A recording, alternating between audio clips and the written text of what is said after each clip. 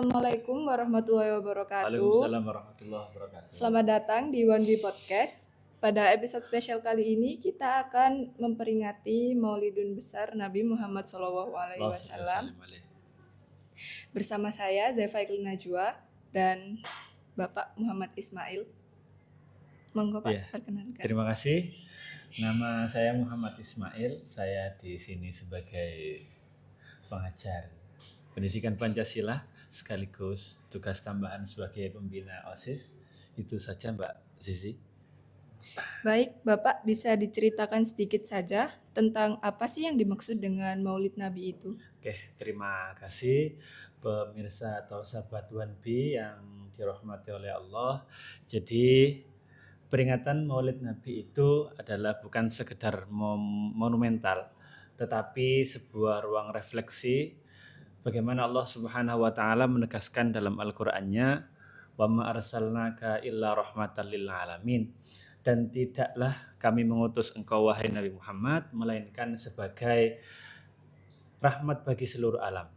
Jadi ayat ini menegaskan bahwa pesan yang sangat mendalam. Kehadiran Rasulullah bukan hanya untuk bangsa Arab pada abad ke-7, melainkan Rasulullah untuk seluruh umat di lintas zaman, di lintas peradaban. Beliau bukan sekedar seorang figur sejarah, melainkan teladan yang universal. Sobat One B yang dirahmati oleh Allah, jika kita menelusuri literatur peradaban dunia, akan tampak jelas bahwa kehadiran Nabi Muhammad merupakan titik balik yang monumental. Beliau mengajarkan kepada kita kesetaraan di saat dunia masih terbelenggu oleh kasta dan diskriminasi. Beliau mengajarkan etos kerja dan kejujuran di saat masyarakat lain itu terperangkap budaya.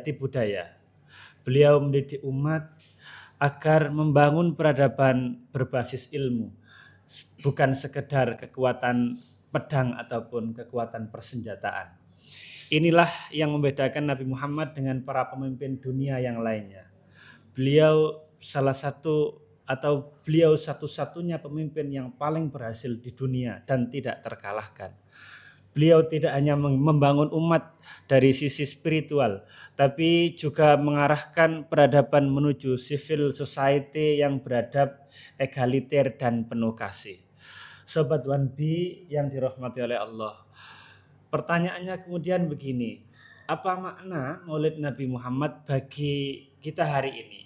Yang pertama, kita harus meneladani akhlak beliau dalam kehidupan yang modern. Kita tahu saat ini perkembangan zaman luar biasa. Ada beberapa pilihan. Kita mengikuti zaman atau kita terlindas oleh zaman. Yang kedua, menyelaraskan spiritualitas dengan profesionalisme. Rasulullah SAW mendidik umatnya untuk bekerja dengan ihsan. Kita sebagai guru, kita sebagai pendidik, maka kita harus mentransfer ilmu kita kepada peserta didik dengan ikhlas, dengan sabar dan tekun.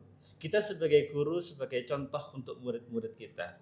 Bukan hanya sekedar kita ngajar di depan kelas, menjelaskan ataupun menyuruh mengerjakan tugas gitu.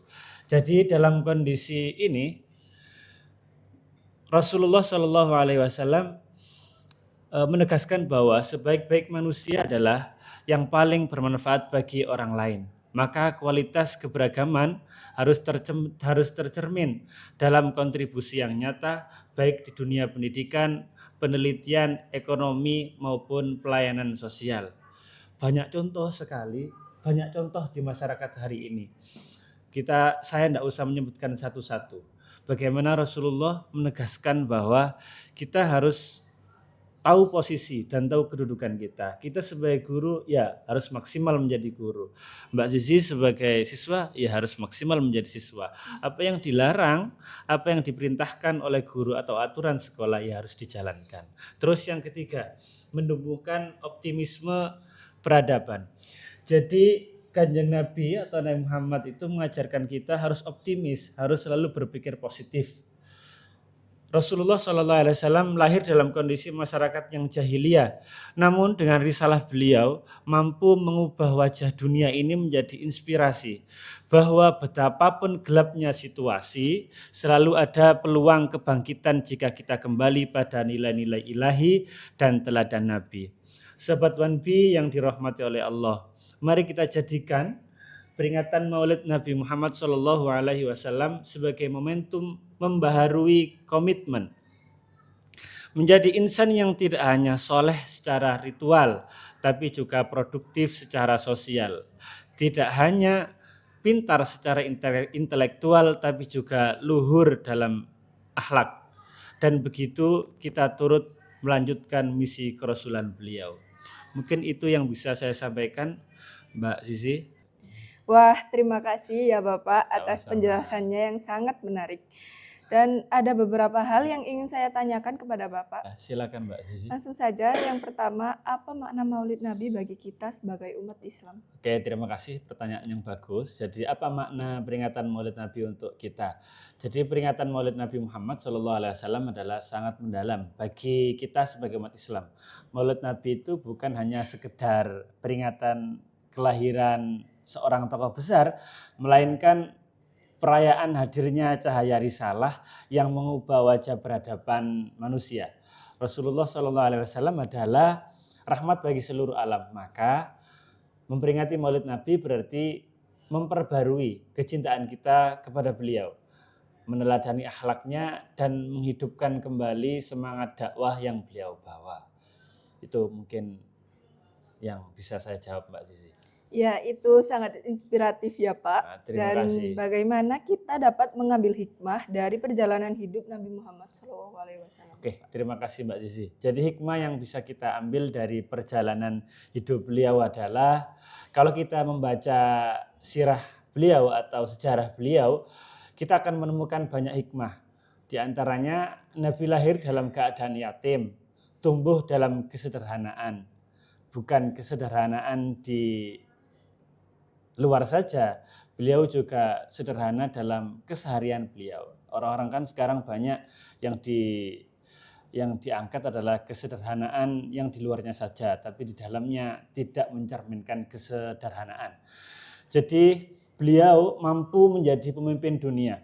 Dari situ kita belajar bahwa kesulitan bukan penghalang untuk menjadi besar. Nabi menghadapi penolakan, intimidasi, bahkan ancaman pembunuhan. Tapi beliau menjawabnya dengan kesabaran, doa, dan strategi dakwah yang cerdas. Hikmah yang dapat kita ambil diantaranya jangan menyerah dalam menghadapi tantangan hidup. Karena sejarah Rasulullah membuktikan bahwa kemenangan selalu bersama kesabaran. Itu Mbak Zizi. Benar sekali. Dan bagaimana kita dapat mengimplementasikan ajaran Nabi Muhammad SAW dalam kehidupan modern, Pak? Oke, terima kasih. Ini bagaimana cara kita mengimplementasikan ya. Yang pertama, akhlak dalam interaksi sosial. Jadi sekarang itu kalau kita mendengar kata sopan dan santun, kalau sopan itu kan berarti tutur kata kita harus sopan, santun dalam bertindak begitu. Nabi itu mencontohkan kepada kita tentang satu kejujuran, terus amanah dan kasih sayang. Dalam dunia digital atau dunia modern saat ini, Mbak Zizi, ini bisa kita terapkan dengan tidak menyebar hoax atau berita-berita yang kurang valid kebenarannya, menjaga etika komunikasi. Kita tidak harus kita boleh lost, tapi kita harus dibatasi dengan etika itu dan menggunakan teknologi untuk kebaikan. Terus yang kedua, implementasinya yaitu profesionalitas dalam bekerja. Kalau kami sebagai guru, ya tunjukkan sebagai guru yang benar-benar guru, bukan guru yang menjadi hantu yang hanya bisa menakut-nakuti siswanya. Kalau di sisi Mbak Zizi, ya kita harus menjadi siswa yang teladan, siswa yang baik, yang rajin. Terus yang ketiga, kita harus bisa memberikan kontribusi bagi peradaban atau bagi di mana kita hidup saat ini. Rasulullah membangun umat yang berilmu dan beradab. Dalam konteks sekarang kita bisa berkontribusi dengan pendidikan, penelitian, dan pengabdian sosial. Jadi apa yang sudah disampaikan di sekolah ini ya nanti tolong diimplementasikan di masyarakat, Mbak Sisi. Itu yang bisa saya jawab, Mbak Sisi. Terima kasih Bapak atas wawasan yang luar biasa. Terima kasih, sama-sama. Sebelum kita akhiri, apakah ada pesan yang ingin Bapak sampaikan kepada pendengar kita, Pak? Jadi yang pertama, Rasulullah adalah merupakan potret yang pas dan sangat cocok untuk menjadi role model kehidupan di zaman sekarang. Jadi bagaimana Rasulullah itu mencontohkan kita tentang kejujuran, terus kemudian selalu berpikir positif. Contoh saja ketika saya atau guru-guru yang lain ngajar gitu ataupun Mbak Sisi, ketika pertama izin Pak ke kamar mandi, tapi bagaimana celananya tidak basah, tangannya tidak basah, tapi mulutnya yang basah.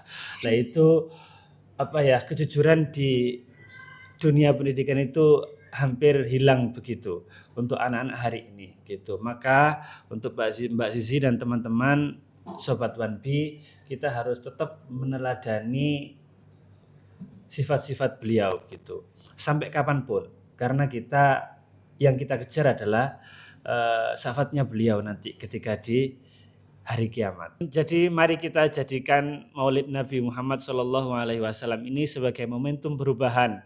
Jangan sampai kita hanya meramaikan peringatan dengan cara seremonial saja, tetapi gagal meneladani akhlak beliau.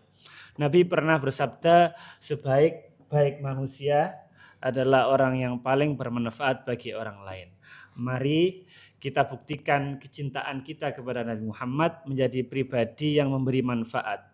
Manfaat bagi keluarga, bagi sekolah, bagi masyarakat, bahkan bagi bangsa dan dunia.